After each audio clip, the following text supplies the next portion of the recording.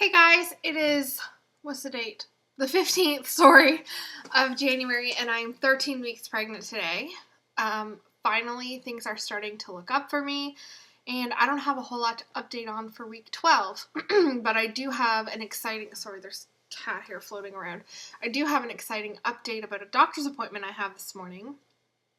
I got to hear the baby's heartbeat for the very first time, and I got it on video to show my husband because he was unable to make it for that appointment. So I will leave a clip in of that later on at the end. So for week 12, there's only two things that really stick out in my mind. One being that, I don't know if I talked about this before, but anyways, if I did, I'm sorry, I'm just repeating myself, I guess. I don't have morning sickness, I have night sickness.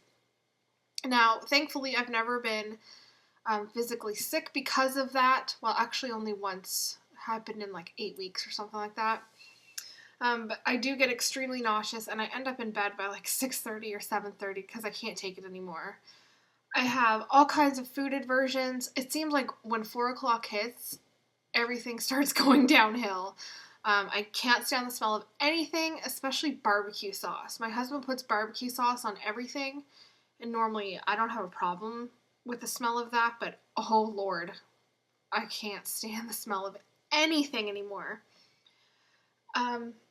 Sorry, my cat's over here trying to get my attention.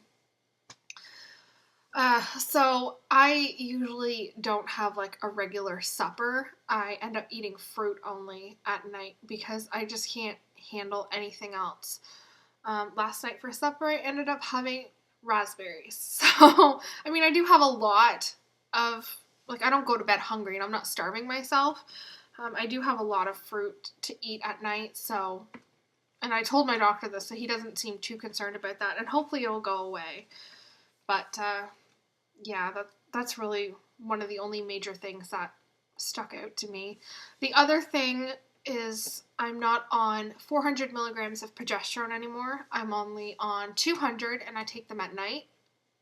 Now, I read something a long time ago somewhere, and I can't find the source where I read it from. I can't really remember. Now, if somebody else has heard of this, I would appreciate just a link or something where you read it, or tell me if you heard it. Everybody I talk to thinks I'm crazy because I've heard that you can have too much progesterone. I know that sounds crazy because every time you go to Google that, too much progesterone, everything that comes up says that's pretty much impossible. But I was reading that one of the symptoms of too much progesterone is extreme dizziness, and it can actually be harmful.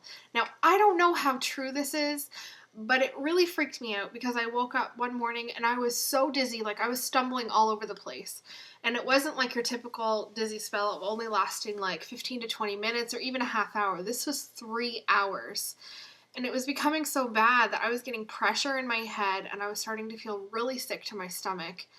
Thankfully, it passed. I started drinking a ton of water. I thought at first it was low blood sugar, so I had a little bit of juice. That didn't work. And I tried to eat something, and that didn't work. But I mean, if you didn't know I was pregnant, you'd still think that I was drunk from the night before. Like, it was really bad. So I had read that, and I just decided I'm not taking 400 milligrams of progesterone anymore. I'm cutting myself down to 200. And I talked to my doctor about that today, and he was in agreement that he doesn't think I need 200 milligrams anymore now that I'm 13 weeks. Sorry, my cat was like rubbing all over me earlier, and there's cat hair all over my face. Yuck. So, yeah, that's really the only two things that really I can remember being a big deal. My high-risk doctor's appointment is tomorrow, and hopefully we will get like a little hint of the gender. I have my fingers crossed, but we'll see. So the doctor's appointment I had for today, so exciting. As I mentioned, I got to hear the baby's heartbeat for the very first time. Every time you go in, they ask you to provide a urine sample because they're testing for like bladder infection or anything like that. And mine showed, I think he said white blood cells. I could be wrong about that. So I could have a bladder infection. They are going to culture it for a couple of days, but I don't feel funny. But I guess a lot of pregnant women are asymptomatic, and they just don't have symptoms of it. So we'll find out in a couple of days. And I lost 10 pounds, and I don't know how the heck I did that, because you guys know I've been on bed rest for quite a while, which I'm not anymore, thank God. Ugh. But that's just happened like the end of last week. I've started to get more and more active, and I still take it easy, but I'm not a couch potato anymore, thank God. But I think it's from me eating only fruit at night. It's gotta be, because I don't know how else I would lose the weight, but 10-pound weight loss is pretty good. I am measuring a week ahead. He was measuring my stomach, and it was like 14 centimeters my uterus was measuring. So, but measuring a week ahead, but lost weight. That's awesome. And the baby's heart rate was measuring at 144 beats per minute. So, still team boy for this girl. There is a few people that say I'm having a girl, but there's not very many anymore. We went out and bought 2 baby name books because we have a beautiful little girl's name, but it's one of those names where I don't know how to describe it without giving it away, and I really don't want to. We just weren't sure if that was the right name. We're completely in love with it, but we don't know how everyone else would react if we named her that. I mean, it's not a horrible name or anything, but I think it's cute, and it's on the rise anyways. So I went out and bought 2 baby name books to find another little girl's name, and I ended up finding 2 more boys' names that I absolutely love, which was never supposed to happen. We've had a name that we have been in love with for over 8 years. We've always said, if we have a boy, his name will be this. There's no question about that. And now I have 2 other little boys' names that I'm so in love with. I just can't find any middle names for them. So I'll show you what they are. This is the Baby Names Almanac 2013. This one was not as helpful as the other one, so I think I'm going to be returning that. I mean, it was only $12.99, but really, I don't really like it that much compared to my other one. This one was $14.99. I bought these at Chapters, by the way, so whoever's Canadian. I think Chapters is solely Canadian, but anyways, this one I really, really like. Oh, sorry, it's backwards. And the complete book of baby names, and it has the most names, the most lists, the most help to find the best baby name. And I like lists for baby names. Like, for example, Nobel Peace Prize winners, lawyers, basketball stars.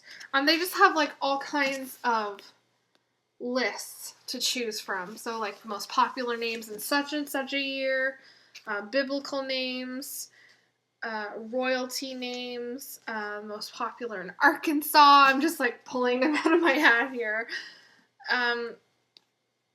Under the radar names, and definitely our little girl's name is on that list. So, but I'm thinking it's going to be a boy, and we really, really, really want to have the name picked out by Saturday, because we are going to do a little something, kind of like a gender reveal, if it's a boy, because, you know, you're going to be able to see a penis, hopefully, if they can tell by then.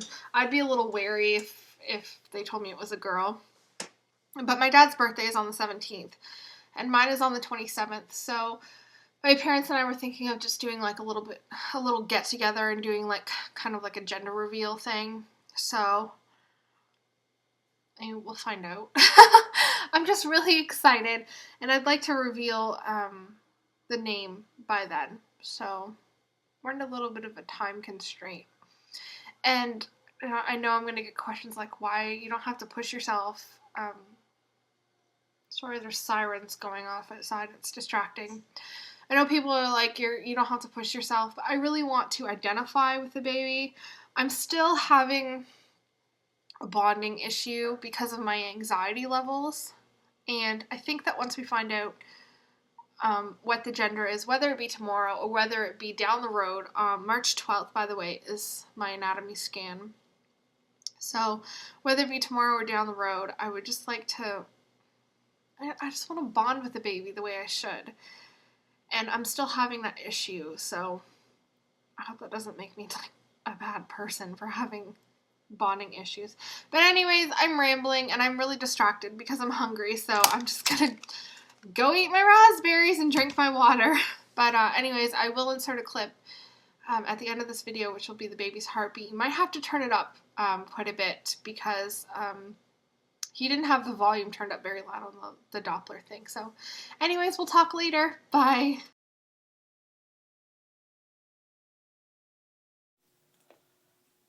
Yeah, I think that's a good spot to be able to get out and walk.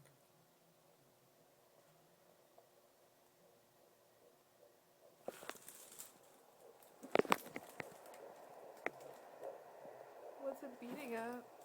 Or is that me? No, that's the baby.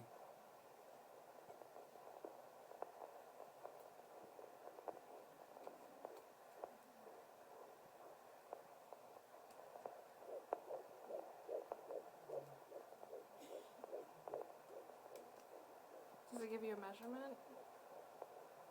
No, I have to count it.